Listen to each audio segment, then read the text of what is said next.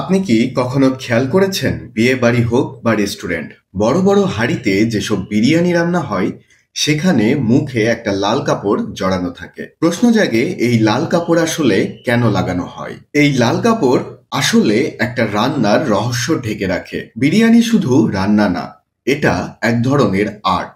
আর এই আর্টের সবচেয়ে গুরুত্বপূর্ণ ধাপ দমে দেওয়া। যখন বিরিয়ানি দমে দেওয়া হয় তখন ভেতরে থাকা স্টিম বা ভাপ যেন বের হয়ে না যায়, তার জন্য হাড়ির মুখ আটার লেই দিয়ে সিল করে দেওয়া হয়। আর তার উপরে থাকে এই লাল কাপড়। এই কাপড় রান্নার নিরাপত্তা বা সিলের একটা অংশ, যাতে বোঝা যায় এই হাঁড়িতে দম দেওয়া বিরিয়ানি আছে, এখনো পরিবেশনের জন্য প্রস্তুত হয়নি। লাল কাপড় এক ধরনের চিহ্ন, যেন অন্য কেউ বুঝে যায় এই হাঁড়ি স্পর্শ করা যাবে না। অনেক সময় বড় অনুষ্ঠানে একসাথে অনেক আইটেম রান্না হয়, তখন কোনটায় বিরিয়ানি আর কোনটায় অন্য কিছু সেটা বুঝতেও এই লাল কাপড় ব্যবহার হয়। আবার এই কাপড় আমাদের খাবার সংস্কৃতির একটা অংশ। বিয়ে বা উৎসবে বিরিয়ানি যখন পরিবেশন হয় তখন এই লাল কাপড়টা হাড়ির সৌন্দর্য বাড়িয়ে তোলে, একটা রাজকীয় ভাব এনে দেয়। তাই লাল কাপড় শুধু একটা কাপড় নয়, এটা